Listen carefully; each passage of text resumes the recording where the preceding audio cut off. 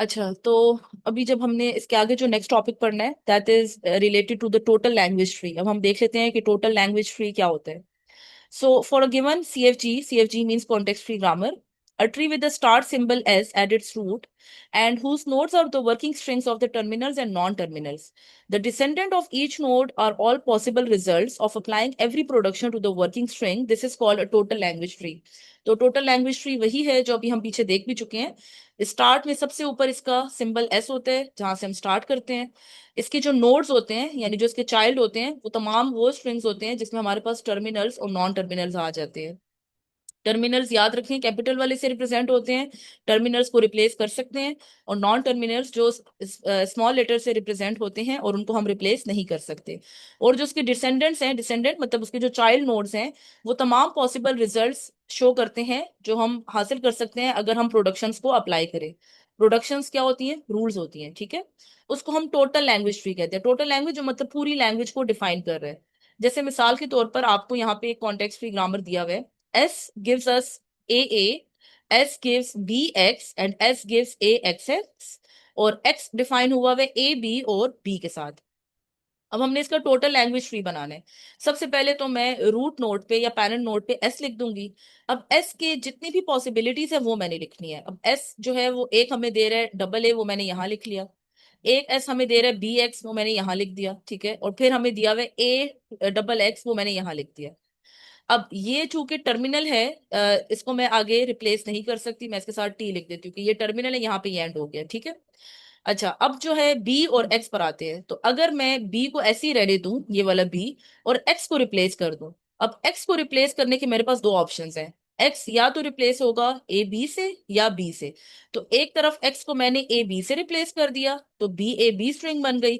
और एक तरफ एक्स को मैंने बी से रिप्लेस कर दिया, ये जो फर्स्ट वाला बी था ये यहाँ पे दोबारा आ जाएगा। और एक्स को मैंने सेकंड अल्फाबेट बी से रिप्लेस कर दिया, ये मेरा यहाँ पे कंप्लीट हो गया, ये भी मेरे टर्मिनल्स बन गए। अब मजीद इसको मैं रिप्लेस नहीं कर सकती। अब तीसरे वाले पे आते हैं जिसमें है ए एक्स एक्स। तो अगर मैं सबसे पहला वाला ए एज इट इज उतार लूं, ठीक है। फिर ये जो एक्स है उसकी जगह मैं फर्स्ट स्ट्रिंग डाल दूं ए बी, तो वो मैंने ए बी डाल दी, ठीक है।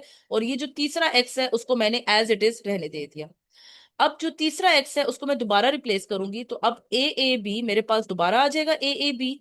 ये जो एक्स है पहले मैं इसको रिप्लेस कर दूंगी ए बी से, और फिर दूसरी साइड पे मैं दोबारा लिख दूंगी ए ए बी, और अब एक्स रिप्लेस होगा अपने सेकंड अल्फाबेट बी से। ये यहां तक मेरी ये कंप्लीट हो गई, ये भी मेरे टर्मिनेट हो गए, टर्मिनल्स आ गए, ये भी आ गए। अब मैं यहां से जाती हूँ सेकंड पार्ट की तरफ। ए मैंने लिख दिया, ठीक है। ये ये जो है ना यहाँ से आया है, ठीक है।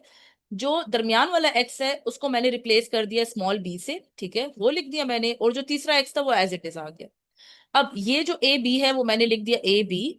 एक्स को रिप्लेस कर दिया पहले मैंने ए बी से एक तरफ, और दूसरी साइड पे एक्स को मैंने ए बी ऊपर से उतारा और एक्स को रिप्लेस कर दिया बी से। ये भी मेरी ब्रांच कंप्लीट हो गई है। अब मैं आती हूँ तीसरे पार्ट की तरफ जिसमें मैं लिखूंगी यहाँ पे ए, ठीक है। दरमियान वाला एक्स एज इट इज रहेगा। जो लास्ट वाला एक्स था उसकी जगह एक मैंने ए बी लिखा एक ब्रांच में, और दूसरी ब्रांच में भी इसी तरह ए और पहला कैपिटल एक्स ऐसे ही आएगा, और दूसरे कैपिटल एक्स की जगह मैंने स्मॉल बी डाल दिया। मैं हर एक ब्रांच में ना एक्स को दो दो चीजों से रिप्लेस कर रही हूँ। एक तरफ एक ब्रांच में मैं ए बी से रिप्लेस कर रही हूँ, दूसरी ब्रांच में स्मॉल बी से। अब यहाँ पे आते हैं लास्ट वाली में, जो स्मॉल ए है वो एज इट इज आ गया। दरमियान वाले एक्स की जगह मैंने ए बी डाल दिया, और लास्ट वाला जो ए बी था वो एज इट इज आ गया। ये राइट साइड लेफ्ट साइड पे हुआ, और राइट साइड पे आप देखिए जो ए स्टार्ट वाला था वो एज इट इज ए आ गया, एक्स की जगह मैंने अब बी डाल दिया, और आखिर में जो ए बी था वो एज इट इज मैंने उतार लिया ऊपर से। और जो ये वाली ब्रांच भी हमारी कंप्लीट हो गई है, टर्मिनेट टर्मिनेट यहाँ पे खत्म हो गया हमारा। और अब जो लास्ट वाला रह गया ए एक्स बी, अब इसमें ये जो दरमियान वाला एक्स है उसको पहले मैं ए बी से रिप्लेस करूंगी एक साइड पे, और दूसरी साइड पे बी से। तो आप देखें जो पहला ए था वो एज इट इज आ गया, एक्स की जगह हमने ए बी डाल दिया, और लास्ट वाला बी एज इट इज आ गया। और दूसरी ब्रांच में ए हमने उतार लिया, एक्स की जगह बी डाल दिया अब, और small b as it is आ गया। अब ये जो पूरा ट्री मेरे पास बना है this is known as total language tree. Total language tree का मतलब है कि ये मेरे पास उन तमाम उसको जाहिर कर रहे हैं स्ट्रिंग्स को, जो कि इस लैंग्वेज के थ्रू डिफाइन होते हैं। सो it may B observe from the above total language tree that dropping the repeated words, जो वर्ड्स रिपीट हो रहे हैं उनको हम अगर हटा दें तो इस लैंग्वेज में कौन कौन से वर्ड्स रिपीट हो रहे हैं, सॉरी जनरेट हो रहे हैं। अब हम देखते हैं कि कौन से वर्ड्स रिपीटेड है। मैं इनको थोड़ा सा हाईलाइट कर लेती हूँ। एक डबल ए आ रहा है, ठीक है। बी ए बी आ रहा है, ठीक है। बी बी आ रहा है मेरे पास। ए बी ये आ रहा है। फिर ए बी बी ये भी आ रहा है मेरे पास। ए बी जो पहले डिफाइन नहीं हुआ मैं इनको सर्कल कर रही हूँ, ठीक है। ए डबल बी ये भी आ जाएगा। ए बी ये मैं ऑलरेडी कर चुकी हूँ, ठीक है। इसको मैं हटा देती हूँ, मैं दोबारा इसको सर्कल नहीं करूंगी क्योंकि ये यहाँ पे डिफाइन हो चुका है। अच्छा ए बी भी डिफाइन हो चुका है, इसको भी हम हटा देते हैं, ठीक है, यहाँ पे ये वाला। और बी बी ये भी डिफाइन हो चुका है, इसको भी हम छोड़ देते हैं, ठीक है। ए डबल बी ये आ जाएगा। तो अब मैंने कितने सर्कल्स बनाए, 1 2 3 4 5 6 7 8, तो ये 8 वर्ड्स हैं जो इस लैंग्वेज में आ रहे हैं, ठीक है। तो इस तरीके से अगर हम किसी भी लैंग्वेज का टोटल लैंग्वेज ट्री बना लें तो उससे हमें पता चल जाएगा कि इस लैंग्वेज में कौन कौन सी स्ट्रिंग्स हैं जो एक्सेप्ट हो रही हैं। और जो रिपीटेड है उसको हम छोड़ के जो यूनिक वाले नोड्स हैं या जो चाइल्ड्स हैं उनको लिख लेंगे तो हमें पता चल जाएगा कि इसमें ये वर्ड जनरेट हो रहे हैं, ठीक है। I hope it is clear. अच्छा, यहाँ पे एक और भी एग्जांपल है, CFG दिया हुआ है, एस गिव्स ए एक्स और B and X gives A X, ठीक है। तो इसका इन्होंने टोटल लैंग्वेज ट्री यहाँ पे बनाया हुआ है। And it is to be noted that only the words in this language is B, तो यहाँ पे सिर्फ ये बी एक्सेप्ट हो रहा है क्योंकि ये जो एक्स एक्स वाला है ना वो आगे स्ट्रिंग चलती जा रही है और वो नल की तरफ जा रहा है, ठीक है। तो इसमें सिर्फ ये बी वाली लैंग्वेज एक्सेप्ट हो रही है। अच्छा, ये टोटल लैंग्वेज ट्री हमने डिस्कस कर लिया। अब हम लोग देखते हैं रेगुलर ग्रामर को कि रेगुलर ग्रामर क्या होती है। So all the regular languages can be generated bye CFGs। हमारे पास जितनी भी रेगुलर लैंग्वेजेस हैं, मैंने आपको रेगुलर और नॉन रेगुलर का जो डिफरेंस था वो लिखाया था, ठीक है। तो उसको जहन में रखें। रेगुलर लैंग्वेजेस कौन सी होती है, नॉन रेगुलर। तो रेगुलर लैंग्वेजेस वो हैं जिसका हम जो हम जनरेट कर सकते हैं जिसको CFG के साथ। But some non regular languages can be generated by CFG, और कुछ नॉन रेगुलर लैंग्वेजेस ऐसी भी होती हैं जिसका कॉन्टेक्स्ट फ्री ग्रामर बन सकता है, but not all possible languages can be generated. लेकिन जरूरी नहीं है कि हर लैंग्वेज का हमारे पास एक कॉन्टेक्स्ट फ्री ग्रामर हो। जैसे फॉर एग्जाम्पल हमारे पास यहाँ पे एक कॉन्टेक्स्ट फ्री ग्रामर दिया हुआ है, S gives A S B और ए बी। तो ये एक लैंग्वेज जनरेट कर रहा है और लैंग्वेज ये वाली है AN BN। तो अगर आपको याद हो कि हमने इसको डिस्कस किया था कि जो AN और BN वाली लैंग्वेज है ये नॉन रेगुलर है। नॉन रेगुलर इसलिए क्योंकि इसके लिए मेमोरी चाहिए और कंप्यूटर को याद रखना पड़ता है कि ए की शुरू में कितनी स्ट्रिंग्स आएंगी। तो जितनी ए की स्ट्रिंग स्टार्ट में आएंगी तो बी की भी उतनी स्ट्रिंग्स आनी चाहिए, यानी ए अगर 3 टाइम्स है तो बी भी 3 टाइम्स होना चाहिए। तो ये आपने याद रखना है कि ये एक नॉन रेगुलर लैंग्वेज है लेकिन उसका CFG एग्जिस्ट करता है। अच्छा, फिर क्या कह रहे हैं कि it is to be noted that for every FA there exist a CFG that generates the language accepted by this FA। तो याद रखें, हर FA के लिए जो भी हम फाइनाइट ऑटोमेटा बनाते हैं उसका एक CFG एग्जिस्ट करता है जो कि हमें बताता है कि वो कौन सी स्ट्रिंग्स जनरेट कर रहा है जो कि लैंग्वेज एक्सेप्ट कर ले। जैसे एग्जांपल इन्होंने हमें क्या दी हुई है कि कंसिडर द लैंग्वेज, एक लैंग्वेज है उसकी रेगुलर एक्सप्रेशन है ये A+B स्टैरिक्स A+B स्टैरिक्स। अब it defines the language of the strings defined over the language, ये लैंग्वेज है, ठीक है। और इसमें कम से कम डबल ए जरूर आएगा। अब डबल ए क्यों जरूर आएगा, मैंने आपको जब पहले ही बताया था कि जब भी हमारे पास यहाँ पे स्ट्रिंग आती है तो इसका मतलब है 0 और मोर टाइम्स। तो अगर मैं इसको 0 टाइम्स रिपीट करती हूँ और इसको भी 0 टाइम्स रिपीट करती हूँ तो दरमियान में मेरे पास डबल ए की स्ट्रिंग जरूर बचेगी। और इस डबल ए की स्ट्रिंग का मतलब है कि अगर ये लैंग्वेज और कुछ भी एक्सेप्ट नहीं कर रही तो ये एटलीस्ट डबल ए को जरूर एक्सेप्ट करेगी। और इसका जो FA इन्होंने नीचे बनाया हुआ है स्टार्ट यहाँ से हो रहा है। अच्छा, अब ये देख लेते हैं, ये स्टार्ट हो रहा है यहाँ से इधर जा रहा है ए, ठीक है। ये एक ए को इन्होंने एक्सेप्ट कर लिया और यहाँ से दूसरे ए को एक्सेप्ट कर लिया, ठीक है। यहाँ पे रिपीटेशन है, बी की लूप चल रही है, यहाँ से ए से वापस पीछे की तरफ आ रहे बी और यहाँ पे भी A B की लूप चल रही है। ये जो फर्स्ट वाली लूप्स है वो इनको रिप्रेजेंट कर रही है और जो फाइनल लास्ट में लूप है वो इसको रिप्रेजेंट कर रही है। और दरमियान में जो दो ए है वो एक ये ए है और एक ये ए है, ठीक है। तो अगर हम और किसी लूप को फॉलो ना भी करें, सिंपल सिंपल इन दो पाथ को भी फॉलो करें तो हमारे पास डबल ए की स्ट्रिंग रीड हो जाती है। अब इसका अगर हमने CFG बनाना हो इस FA का, अच्छा, तो इसका बनाने का तरीका बहुत आसान है। अगर आपको सिर्फ ये डायग्राम दी गई है और आपसे कहा जाता है इसका एक कॉन्टेक्स्ट फ्री ग्रामर बनाए तो क्या करना है, S से स्टार्ट करना है, ठीक है, S। अच्छा, अब आप देखें S से जो आउट गोइंग है, जो बाहर की तरफ जा रही है, वो कौन कौन सी है। मैंने आपको बताया था कि लूप जो होती है वो भी आउट गोइंग होती है। अब आप देखें S पे एक लूप चल रही है B, और वो वापस एस पे ही खत्म हो रही है, एस वाली स्टेट पे।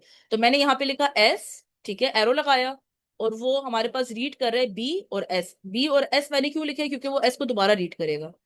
अच्छा, दूसरी आउट गोइंग इसमें जा रही है स्मॉल ए, ठीक है, और वो एक स्टेट ए पे खत्म हो रही है, नॉन टर्मिनल पे। यहाँ पे ए लिखा हुआ है, मैंने यहाँ पे लिख दिया ए, और साथ में ये वाली स्टेट कैपिटल ए यहाँ पे लिख। अच्छा, अब हम इस ए पर आते हैं, ये हमारा नॉन टर्मिनल है कैपिटल वाला। अगेन मैंने यहाँ पे लिख दिया नेक्स्ट स्टेप में कैपिटल ए, ठीक है। अब इससे आप देखिए कि आउट गोइंग कौन कौन सी है, बाहर जाने वाली। तो इस ए से जो एरो बाहर जा रहा है वो एक ये जा रहा है, यहाँ पे रीड कर रहे हैं स्मॉल ए, और ये कौन सी स्टेट पे खत्म हो रहा है? बी पे। तो यहाँ पे मैं क्या लिखूंगी? स्मॉल ए कैपिटल बी। फिर यहाँ से दूसरी जो आउट गोइंग है वो बाहर की तरफ जा रही है, स्मॉल बी, और वो एस की तरफ रीड कर रहे हैं, तो मैं यहाँ पे लिखूंगी स्मॉल बी एंड एस। तीसरे पे आते हैं, तीसरी स्टेट हमारी बी है, कैपिटल बी, वो मैंने यहाँ लिख दिया। अब बी से जितनी भी आउट गोइंग है, तो एक हमारे पास ए आउट गोइंग है जो रीड कर रही है, वापस लूप चल के बी पे आ रही है, तो मैं यहाँ लिखूंगी स्मॉल ए कैपिटल बी। दूसरी जो लूप है वो है स्मॉल बी दोबारा कैपिटल बी पे आ रही है। और तीसरी, ये हमारे पास चूंकि फाइनल स्टेट भी है, बी में प्लस लगा हुआ है, तो मैं यहाँ पे नल भी लगाऊंगी। नल लगाना जरूरी है क्योंकि इससे पता चल रहा है कि यहाँ पे ये एड हो रही है। So it may be noted that the number of terminals in the above CFG is equal to the number of states of the FA. अब आप देखें हमारा जो ऊपर एफए था उसमें कितनी नंबर ऑफ स्टेट्स थी? उसमें हमारे पास तीन स्टेट्स थी, एस, ए, पी। और हमने जो सी एफ जी बनाया उसमें भी हमारे पास जो टर्मिनल्स थे वो तीन ही थे, 1 2 3, एस ए बी, ठीक है। अच्छा, और जो नॉन टर्मिनल्स हैं वो इनिशियल स्टेट और ट्रांजिशन को डिफाइन करें। नॉन टर्मिनल्स ये वाले हैं, स्मॉल वाले, स्मॉल लेटर्स में जो ए और बी लिखे हुए हैं, ये सारे आपके पास नॉन टर्मिनल्स हैं। तो अगर आपको कोई एफ ए गिवन हो तो आप बहुत आसानी से उसका सी एफ जी बना सकते हैं, और अगर सी एफ जी गिवन हो तो उससे बहुत आसानी से हम एफ ए भी बना सकते हैं। ये सारा रिवर्स प्रोसीजर अप्लाई कर लें, इसको रीड करते करते आप एफ ए बनाते जाएं तो एफ ए आपके पास आसानी से बन जाएगा, ठीक है। Okay, I hope it is clear. And if you have any questions, please write down in the chat box. Okay. अच्छा, नेक्स्ट हमारे पास सेमी वर्ड की डेफिनेशन है। सेमी वर्ड क्या होता है? A semi word is a string of terminals. ये हमारे पास terminals होते हैं, concatenated with exactly one non terminal on the right. That is a semi word in general is of the following form. Semi word इस शक्ल में होता है जिसमें हमारे पास आते हैं terminal terminal terminal terminal up to so on, लेकिन आखिर में एक नॉन टर्मिनल आता है। नॉन टर्मिनल का मतलब है जो कैपिटल से रिप्रेजेंट होता है। जिस तरह हमने ऊपर देखा था कि एस जो है वो जा रहा था ए, ठीक है, और फिर दोबारा कैपिटल एस। तो ये जो ए है ये नॉन टर्मिनल है, सॉरी ये टर्मिनल है, और जो एस था वो नॉन टर्मिनल था। तो ये क्या बनता है? This is a semi word, इसको सेमी वर्ड कहते हैं। लेकिन वर्ड क्या होता है? A word is a string of terminals. Word ऐसी स्ट्रिंग होती है जिसमें सिर्फ टर्मिनल्स होते हैं, और अगर मैं नल को शामिल करूं तो वो भी एक वर्ड होगा।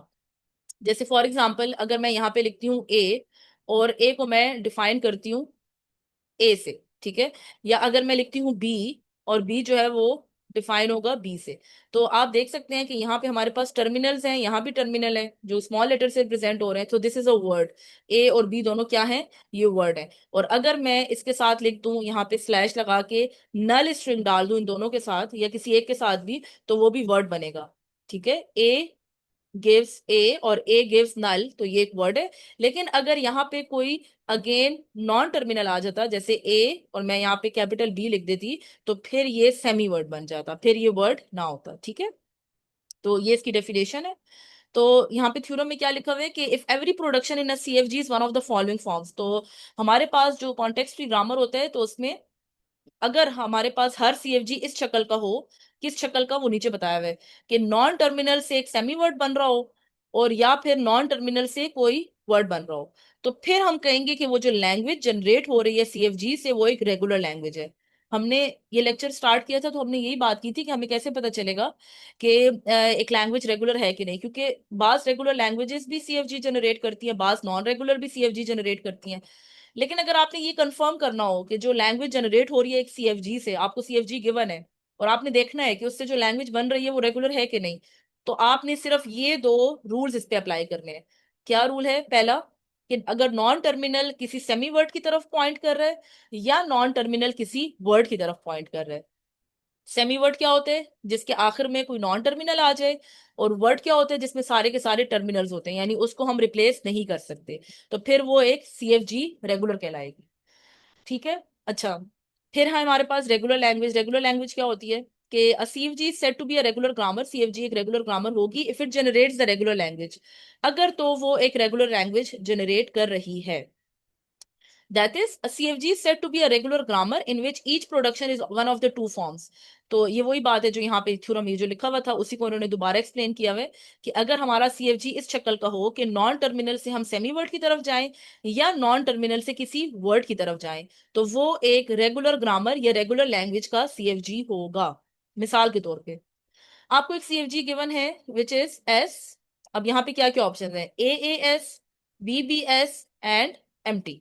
अब आप देखें हमारे पास क्या हो रहा है, नॉन टर्मिनल से हम जा रहे हैं सेमी वर्ड की तरफ, ये सेमी वर्ड है, क्यों, क्योंकि इसके एंड में एक नॉन टर्मिनल है। फिर नॉन टर्मिनल से सेमी वर्ड की तरफ बी और कैपिटल एस एक वो है नॉन टर्मिनल है, ठीक है। और एस डिफाइन कर रहे हैं एक नल को, और नल हमने कहा था वो भी एक वर्ड है। तो ये क्या होगी, ये एक रेगुलर ग्रामर होगी, ठीक है। और ये CFG कौन सी रेगुलर एक्सप्रेशन को कौन सी लैंग्वेज को डिस्क्राइब कर रहे हैं, उसकी रेगुलर एक्सप्रेशन ये है double a plus double b asterisks, ठीक है। डबल ए देखें फर्स्ट वाले में है, डबल बी सेकंड वाले में है, और स्टैरिक्स का मतलब है कि इसमें रिपीटिशन हो रही है। रिपीटिशन क्यों हो रही है, क्योंकि पहले वाले डबल ए के आखिर में भी एस आ रहा है और डबल बी के आखिर में भी एस आ रहा है, यानी ये दोबारा लूप चलेगी एस की तरफ, ठीक है।